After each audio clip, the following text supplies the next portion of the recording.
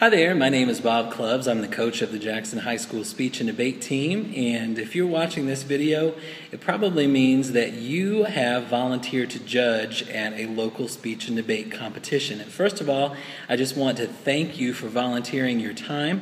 Each time one of our local schools hosts one of these tournaments, it really takes an army of volunteers to really pull it off. We end up using about 20 to 30 volunteer judges to come in and listen to our students, and we really appreciate it. We really couldn't do it without you. And we know that everybody feels a little bit hesitant sometimes their first time judging, feeling like you're not qualified. Basically, just keep in mind when you are judging a speech and debate competition that the most important thing that you can be is an attentive listener to these young people. These young people take these events very seriously, and the most that they expect from you is that you will listen closely to what they are presenting to you and give your honest feedback. And if you're doing those two things, then you are doing what you're supposed to do. Now, depending on what event you're judging, there will be different judging criteria that you'll want to familiarize yourself with. Ask the judge or the coach that's hosting the tournament, if they haven't already done so, to give you one of these ballots. The ballots will have a summary at the top of some of the different key questions that you'll want to think about when you are judging an event. And if the ballots are two-sided, on the back at the top they will have a list of all of the specific rules for the event that you're judging. These can also be found online at the Missouri State High School Activities Association website, which is mshsaa.org, Missouri State High School Activities Association. I believe I got those initials right, but you can just search that, and you'll click on Speech and Debate, and then the individual events are listed there. Just want to give you just a quick rundown of what you should be putting on the ballot, the most important things that you will be putting on the ballot. First of all, when the students compete, the sample ballot that I have here is prose reading. When the students compete, obviously you can put the contestant's name right here. I find it easiest to have the students write that on the board for you, and also have the student write their school code. Of the two, that's probably the most important thing that you'll want to make sure that you get correct, is this school code. This is how the students are identified at the tournament. Usually at our local tournaments, this is going to be a letter followed by a number, for example 2A or 4B, something of this nature. Basically what that indicates to the host running the tournament is the number will represent a school. For example, all of the students from Jackson might be identified as 5. Our school code might be 5, for example. And the letter will indicate which entry that is for that particular school. For example, at most tournaments we will have 2 or 3 students competing in the same event, and so the A, B, or C will indicate their entry. So that school code, the student should know that, and they will give that to you, so do make sure that you get that along with their name. If you want to also put the student's selection, that is helpful as well. As you're judging, as I said, these ballots will be divided up into different categories, and what's handy is each one of these categories has a corresponding question or series of questions up here at the top. For example, this is a sample ballot for prose reading, and the first box here regards the introduction, and the question says, did the introduction serve a useful purpose? So any questions, or any comments rather, that you may have about the student's introduction can be put here. Sometimes it's a little bit frustrating if the judge just puts yes or no or something. I can let you know that students like more comments rather than less, but certainly use those questions as a guide. Each one of those boxes has questions corresponding to it at the top, and then down at the bottom it says comments on total effectiveness. As I mentioned earlier, one thing that you can keep in mind is that these students really do appreciate and value the judge feedback. From week to week, sometimes they will get feedback that is similar, and so they will know certain things that they're doing well, as well as some things that they might need to fix. Sometimes you're giving them advice that the coach has already given them, but for some reason getting it from a judge has a little bit more of an air of credibility as well, so we appreciate that. Sometimes students find that they receive a comment from a judge that they've never received before, and they can take that or they can dismiss that.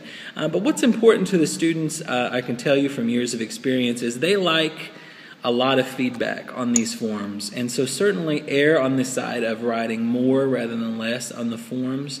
The students will appreciate that, and we coaches appreciate that as well. The only exception to that would be if you are being kind of prodded by your host, coach, the person who asked you to do this judging. If they're sending someone to the room and asking for your ballots, chances are you might be the last person that they're waiting for. So just go ahead and finish up your comments and turn those in. Pardon me. Now we're going to turn our attention to the bottom part of the ballot down here. This can be somewhat confusing for people. I can let you know that right here where it says rank, this is the most important thing that you'll be putting on the ballot. Right here next to rank, this is where you're going to be ranking the students as first, second, third, etc. From what you heard in the room. So for example, if you're judging prose and you're hearing 8 different students compete in prose, then you should have a 1 on the ballot of the student that you thought was the best, a 2, a 3, a 4, and so forth. No 2 students should get the same rank. We cannot have ties in ranks from judges. So a tip that I have for you from when I judge is I will listen to a student and write their information down, listen to it, write some comments down, and then put it to the side. Then I'll listen to the second kid that's going to speak. And I will take those 2 ballots and think, well, which one of these did I think was better? And I will put that one on top. I'll have the student that I thought was best above, on top of the stack. And just keep repeating that process and just kind of shuffle through your stack after you hear each student speak. And just kind of ask yourself, which of these students was better, and try to rank them as you go. That way you're not trying to remember the first kid after you've heard 8 kids speak, for example. But that ranking, that's the main thing that we need. We need to know a 1 for the kid that you thought was first, 2 for the kid that you thought was second, and all the way down. Next to that is going to be a rating. Now the rating scale is down here along the bottom. They're either going to be excellent, superior, good, average, or below average. And then the last thing is a point rating. If you felt that a student was excellent, then you have this range of points that you can give them from 24 to 21. That rating is going to go here, and the points are going to go in this blank. So for example, if a student was just awesome, you can't think of anything that they could fix, then they would be rank 1, their rating would be excellent, and maybe you would give them 25 points or 24.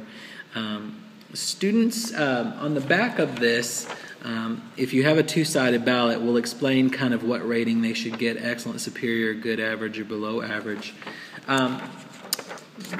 You can also just assign that. I can let you know that the only time that we use that point rating is for tiebreakers, if that's ever the case. But for the most part, at these local tournaments that you're judging, the ranking is going to be the most important thing. So that's the thing that we need the most.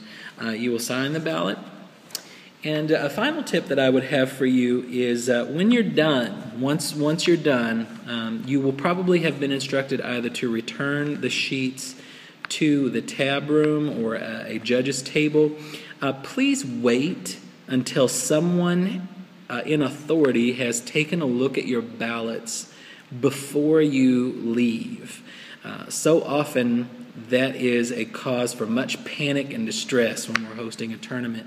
If we have a question about a ballot, or if there was just an error in filling out the ballots and the judge has left and we can't find them and ask them questions, it's a bad story. So do make sure that you check with the teacher that's hosting the tournament, the coach. Make sure that someone has looked at your ballots before you go. And usually there's a hospitality room that you can go and hang out in and have a snack and a drink if you need to wait around for a few minutes just to make sure that your ballots have been looked at. But again, we just really appreciate those of you that give your time, volunteer your time to do this. Again, you're qualified. If you're willing to sit and listen and give those kids your attention, turn your phone off. Don't be texting through the round. Kids really dislike that, and they notice it, and they talk about it with us as their coaches. So, certainly set a good example of good listening behaviors, and just give them feedback. Chances are they're going to all be going to a McDonald's or a Burger King after a tournament, and their coach is going to be giving them their ballots back, and they will sit and look over them and just really pore over the word choice and the comments that are given to them. So they really do value your feedback, and we as coaches do as well. So again, thank you very much for helping out with this activity. We hope you have a good time and that you will become a regular judge at speech and debate tournaments locally. Thanks a lot, and good luck with your judging.